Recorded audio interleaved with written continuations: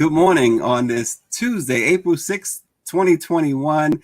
Let it be known, if children are our future, then we better take better care of children, especially our Black and brown children. We're going to talk a lot about that this morning with Dr. Starsky Wilson of the Children's Defense Fund. But first, let's bring on our tireless NNPA President and CEO, Dr. Ben Chavis. Good morning, Dr. Chavis. Good morning, Stacy. On behalf of the Black Press of America, the National Newspaper Publishers Association, so proud of the 230 African-American-owned newspapers and media companies across the United States. Our distinguished and great leader of the NNPA, chair of our board, chairman, we call her chair, Karen Carter Richards, publisher of the Houston Forward Times, and all of our board of directors. All the publishers are very grateful every morning, Stacey, that you get up early and lead us on the headlines, and you bring important guests. And to have the head of the Children's Defense Fund this morning is going to be great. I've read their report. They have great statistics, great data, but more than the data and the statistics, what is the message about children in America? And certainly, we all know from generation to generation, how a nation, how society treats its children reflects on what the value of the nation is in the world in terms of the humanity of our community, the humanity of our society, the humanity of our institutions, how we treat one another. But we measure how we treat each other, how we treat our own children, the children in our community. So I've worked with the Children's Defense Fund for many years. With Mary Wright Elderman. Now we have another great leader, and we're glad to bring him to let it be known this morning. So I'm excited. Let's get to the headlines. Absolutely. And before we do, just want to say good morning to a couple of folks who are watching. Annette Phillips, Michelle Madison, and Joni King. It's always good to have you and all the others who are watching. The news this morning starts declaring that there are times for a clear moral outcry, a time when religious leaders must sound the alarm. The Poor People's Campaign is holding or has held Moral Monday, Make Holy Trouble in Washington, D.C. yesterday. Some 100 people of faith and moral conscience joined the campaign co-chairs, Bishop William Barber II and Reverend Liz Theo-Harris, for a rally and news conference where they discussed why they are standing for voting rights and living wages and how to address the filibuster, which is a racist tactic that obstructs the passing of moral and just policies. And in a related matter, South Carolina Congressman Jim Clyburn strongly criticized West Virginia Senator Joe Manchin on his major voting rights legislation position. The third highest ranking member of the Democratic Party leadership in the House said he was insulted by Manchin's call for bipartisanship regarding the For the People Act. Manchin supports parts of the reform package, but said that there needs to be a bipartisan solution for specific issues that the bill tackles, including voting rights. And here's what Congressman Clyburn had to say. I quote, "I'm insulted when he tells me that it's more important to maintain a relationship with the minority in the U.S. Senate than it is for you to maintain a relationship with the minority of voters in America. That's insulting to me." Clyburn went on to say that since when do their rights take precedent over your fellow Democrat Raphael Warnock, who saw his state just pass laws to keep him from getting reelected? And you're going to say it's more important for you to protect 50 Republicans in the Senate than for you to protect your fellow Democrat seat in Georgia? That's a bunch of crap. End of quote. Clyburn wants the Senate Democrats to change the rules for the filibuster to pass the For the People Act. Dr. Chavis, you know Congressman Clyburn very well, and he didn't mince words here. No, I know him very well. You know, I'm from North Carolina. He's from South Carolina. We kind of grew up in the civil rights movement together. He was one of actually the people that I looked up to when I first got into the movement. And he's now, as the majority whip, he's a leader not only for Black Americans, but for all Americans. You remember, he made the key decision to support at that time, former Senator Joe Biden running for president, turned the whole election around in 2020. And now we have the Biden-Harris administration. We have two new senators from Georgia, as he noted, and we're going forward. And I think that any tendency about going backwards, about protecting the status quo, is out of bounds. So I hope they change the filibuster rule. I hope they change the Senate. I hope they give DC statehood so we can have more voices in the Senate that reflect the changing demographics of our nation. And then hopefully when we hear from the Children's Defense Fund this morning, we can talk about how we can lift our children up, all children, Black children, white children, Latino children, Asian children, Native American children. All of God's children need to be lifted up. Yeah, absolutely. And Dr. Chavis, the doctor who treated George Floyd at the Hennepin County Medical Center testified on Monday that he believed George Floyd most likely died of asphyxia. Dr. Branford Langenfeld, an emergency medical physician, said he treated George Floyd for about 30 minutes on May 25th, 2020, as hospital staff unsuccessfully tried to restart his heart. Langenfeld went through a checklist of possible causes of Floyd's cardiac arrest and said the more likely possibility was hypoxia, which is a loss or deprivation of oxygen. Also testifying was the police chief, who said Derek Chauvin, the officer who kneeled on George Floyd's neck for more than 9 minutes, did not follow protocol. He was out of bounds. Earlier, Judge Peter Cahill, also as a side note, spoke to jurors outside of the view of cameras about an allegation of juror misconduct. He ruled there was not any misconduct and that the jurors were credible. So that's also something worth watching. But the testimony has been overwhelmingly damaging to the defense. Well, there is no defense for murder when it's caught on videotape. George Floyd was murdered. He had died before he got into the hospital. And now we're clear that he died of being choking. His air was choked off because a man held his knee for 9 minutes and 29 seconds on his neck. Chauvin held his knee on George Floyd's neck for all that time. This was murder. And there is no defense for it. And they are trying to, you notice when the defense counsel rises, he puts the witnesses on trial rather than Chauvin on trial. He tried to put the chief of police on trial. The chief of police did a great job, African-American chief of police. Thank God we have a Black police chief in Minneapolis. Thank God we have a Black attorney general in the state of Minnesota. Thank God we have 2 Black newspapers in Minneapolis. The Insight News and the Minnesota Spokesman Recorder. We're going to go forward. And I believe there was ever a case where we're going to see justice done, it's going to be this case. Absolutely. And Dr. Chavis, mega superstar Rihanna is rallying behind the Asian American community, lending her voice at a Stop Asian Hate march in New York. Rihanna created and carried a sign that read, "Hate equals racism against God," and hashtag Stop Asian Hate, as she marched with her assistant and thousands of supporters. Video from the Shade Room showed a masked Rihanna walking and dancing in the streets of the Big Apple, mixing with the crowd. And one particularly precious moment, Dr. Chavis, came when a young man who had no clue who she was wearing a mask, braids. He asked her, "Can I get your Instagram?" And when Rihanna punched in her Instagram account, the stunned young man did a double take and he said, "Is that you?" To which Rihanna burst into laughter. Rihanna doing Rihanna things and always there for not just her fans, but for anyone unfairly and unjustly treated. So Rihanna in the streets of New York, they didn't know who she was, but she was having a grand time dancing and standing with Asian Americans. Well, Rihanna is one of the queens of hip hop. And there are a lot of people who play hate on hip hop culture, but we've always advocated that hip hop artists like Rihanna, like Beyonce, like Jay-Z, like Diddy, like many others, use their voice for social change. And while we're on this, I will ask people to keep praying for DMX in hospital, suffered a heart attack. He's another leader of hip hop, and I wanted to make sure that we continue to keep him in our prayers.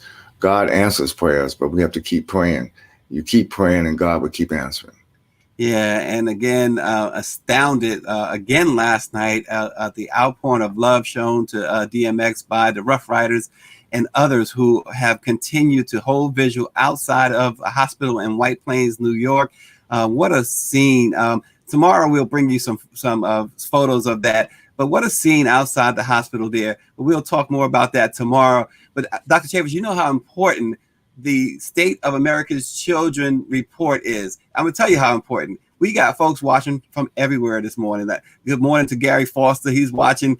But just as important, our executive committee, led by Karen Carter Richards and Jackie Hampton, they're watching this morning. And we want to say a hearty good morning to them as we bring on the Reverend Dr.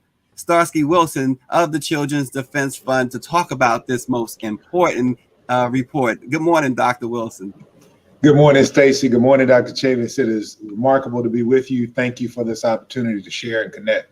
Well, thank you, Dr. Wilson, and thank you for your leadership. We're very proud of the work that you're doing and that report that you released. And thank you first for allowing the Black Press of America to break the news of the state of children in America. Thank you. No, absolutely. The Black press has always been critical to our struggles. The Children's Defense Fund is rooted and grounded, finds its roots in the contemporary civil rights movement, in the Mississippi Freedom Struggle and the Poor People's Campaign by the leadership of Mary Wright Edelman. And of course, the Black press, the Black church, the Black family are critical institutions to nurturing an environment where our children can be well. I've been a beneficiary of that. Black press have been partners throughout my career in service of Black people. And so I'm grateful for the opportunity to share with NMPA and the Black press in this moment. Yeah, and Dr. Wilson, let's dig into that report. It highlights how children remain the poorest age group in America, with children of color and young children suffering the highest poverty rates. For instance, of the more than 10.5 million poverty-stricken children in America in 2019, approximately 71% were those of color. Talk about that, Dr. Wilson. Yeah, child poverty continues to be the ultimate blemish on the concept of the American dream for those who believe that it's still possible. The reality is the American dream is about social and economic mobility, that if you defer gratification, study hard, wait to make sure you graduate from college or work toward that aim, then you actually can do better than your parents. But the reality is that has broken down when we see that not only do 1 in 7 children in America live in poverty, but when we start talking about Black children, we're talking about 1 in 4. Hispanic children, 1 in 5. So this is an inequitable distribution of both wealth and consequences for Black and brown children. And it's something that should call us all to rally, to see where in this moment we have a critical intersection of racial justice and child well-being, because the future of America is Black and brown children. Yeah, and there was a stat that I pulled out, many stats in this report. If you haven't seen the State of America's Children from the Children's Defense Fund, you have to get it. You can go to the Children's Defense Fund website. You have to take a look at this. While the share of all wealth held by the top 1% of Americans grew from 30% to 37% between 1989 and 2019, the share held by the bottom 90% fell 10%, 33% to 23%. Dr. Wilson, again, we see the disparities, and that is mostly felt by households of color, because the median family income of white households, according to your report, white households had $95,700 of median family income, more than double that of Black families, $43,900 in comparison, and Hispanic households, $52,300. It's such a stark difference there. Yeah, what it creates for children is a precarious position.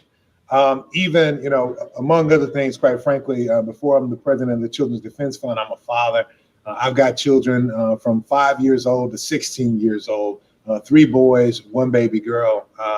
And as I think about the state of my children, the reality is that my kids who have 2 parents who love them, in the household that is stable, generally living a middle class lifestyle, for Black children, it is more likely that my middle class Black children, or it is as likely that my middle class Black children will end up poor as it is that they will stay middle class.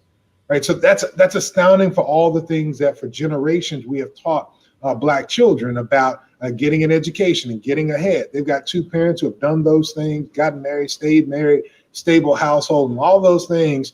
And yet it's a coin toss as to whether my children will remain middle class or whether they will be poor. And it's not about what they do. Quite frankly, it's about the macroeconomic circumstances in which they are growing up. And so it's critical that we take the moment that we're in to make shifts like public investment in child allowances, like we see in the child tax credits in the American Rescue Plan. It's important that we make those permanent through things like the American Family Act and some of the work that's coming down from the Biden administration to make permanent some of the things we've done for COVID relief, because that kind of support into families is an investment in children that we have seen other industrialized nations do. Quite frankly, all English-speaking industrial and developed nations have some form of a permanent child allowance, like what we see in the expanded child tax credit. And that shouldn't be something that happens for a year. That should be something that happens permanently based upon how we understand the future of the nation to be tied up in the faces of our children. Wow. As Dr. Chambers, as I wait Bobby Henry to send us something profound, as he always does, he's watching from the West Side Gazette this morning. I'm going to throw it over to you. I know you're anxious to get into this conversation. Well, again, Dr. Wilson, I read the report, and I want to let you know that the NNPA, we're going to have our national convention in June. It's going to be virtual. We're going to have publishers and journalists and writers from all over the United States, all over the world. I would like to invite you to our national convention virtually. I would like to focus on Black children. I like to focus on all children at our national convention. One of the things I want to ask you is, how do we handle getting your report into public policy? We work very closely with the Congressional Black Caucus. They have a new chair, Congressman Beatty from Ohio.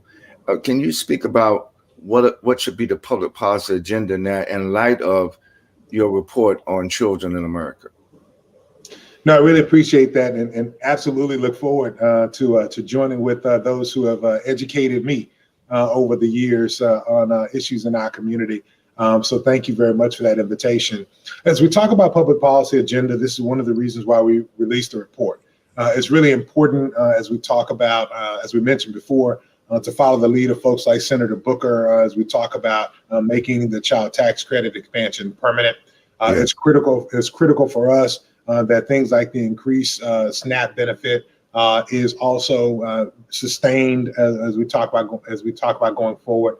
But also as we consider this economic inequity gap for Black families, then we have to focus very critically on things like housing, underinvestment in housing, housing trust funds, quite frankly, on the state and local level, and increased support for the unhoused and wraparound supports for children who are dislodged from their homes, and we find them as we think about school.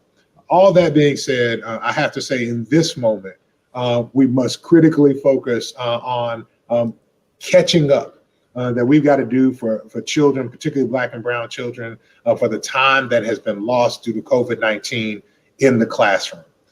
We recognize that programs like ours, the Children's Defense Fund, Freedom Schools, that run during the summer, and we're really excited that we'll have more than 100 Freedom Schools running this summer in communities all over the country, that those are going to be needed to help to reduce learning loss, and public investment in those types of programs and supports out of school time also have to be priorities for us. And so the political work we've got to do is really connecting in convenings like the one you're talking about in June. We've got to be talking about our children and the disparate impacts of COVID-19 on them at all of our conventions this summer, from the NAACP, the National Urban League, all of our partners in these various places, really considering the mental and health impacts on our children, and then talking about how we translate packages on behalf of Black and brown children into our legislative agendas. That's not the work of Children's Defense Fund alone. We're really excited and glad to be partners with all of these organizations. But it is the work for everyone who cares about racial equity and racial justice. Children have to be on your agenda. And I say that finally based on the demographics of 2020. One of the things we look at in the report is the projections from the U.S. Census Bureau.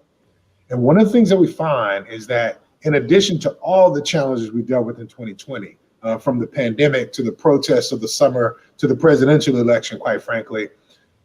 In 2020, we saw the first demographic shift.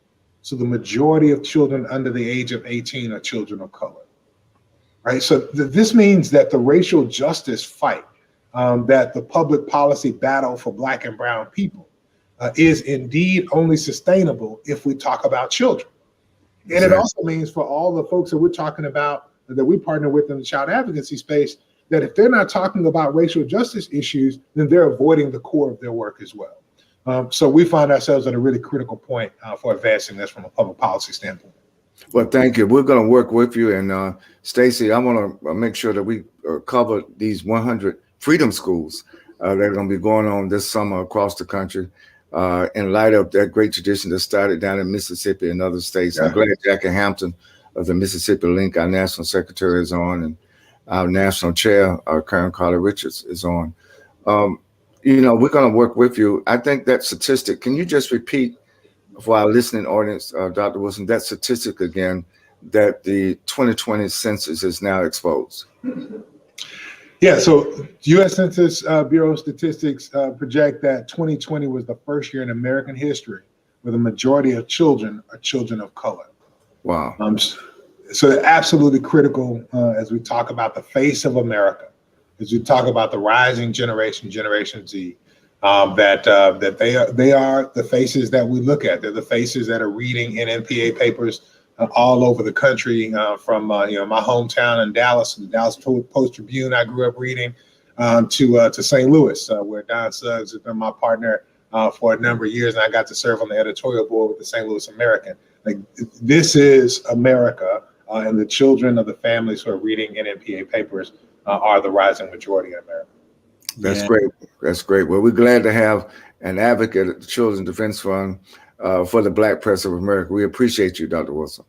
Yes, sir. Thank you, Dr. Chavis. And you can read a lot more about this report at blackpressusa.com, and many of our member papers, including the Oakland Post, who just this morning published a story on the state of children, the Children's Defense Fund's state of American children.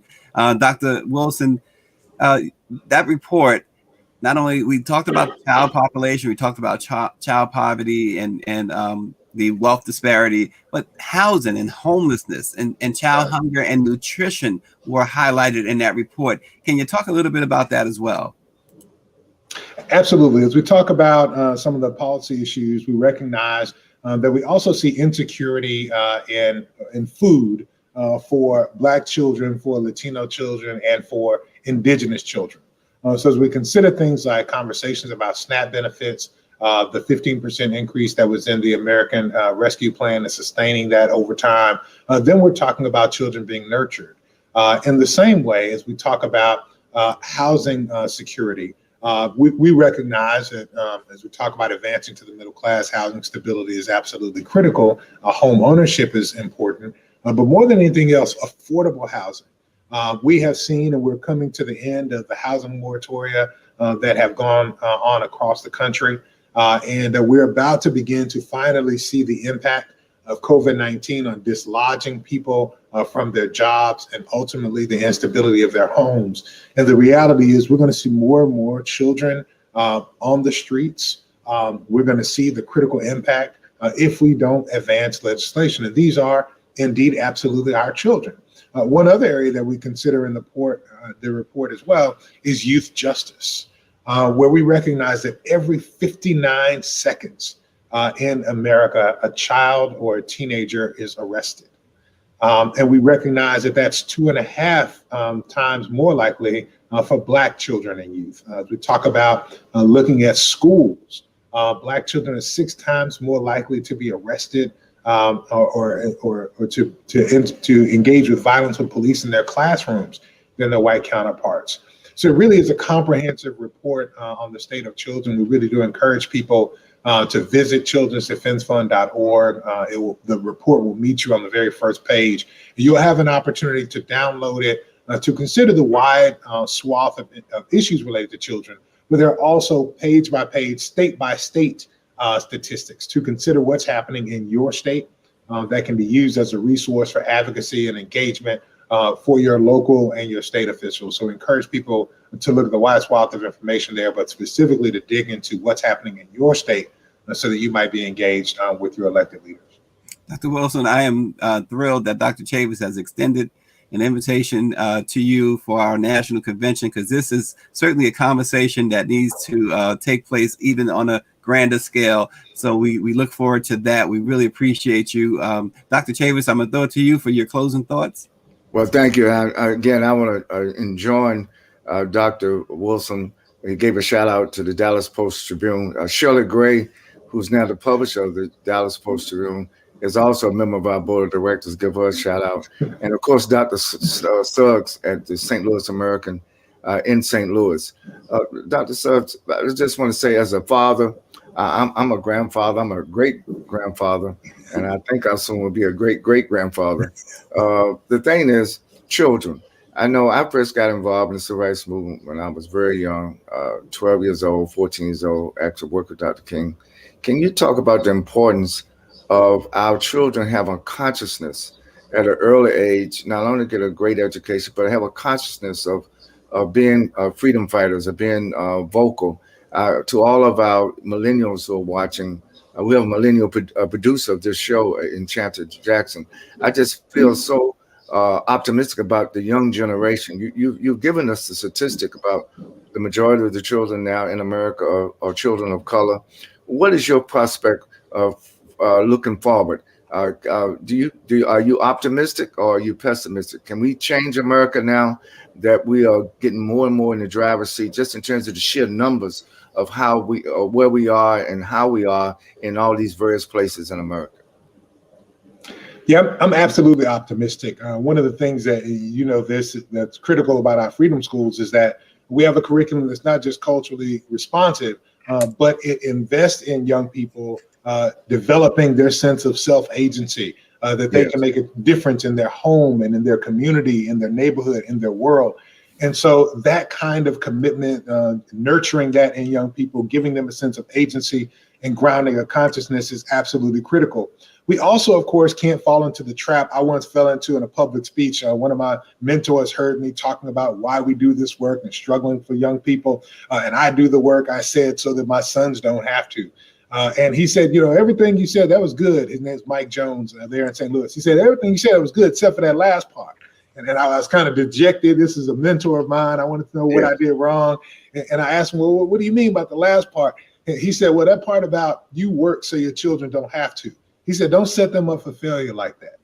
The reality is you push the struggle as far as you can, and they're going to have to struggle too. So you prepare them for the struggle. And so that's a lot of what we're trying to do at the Children's Defense Fund through our freedom schools. But also, I'm really excited.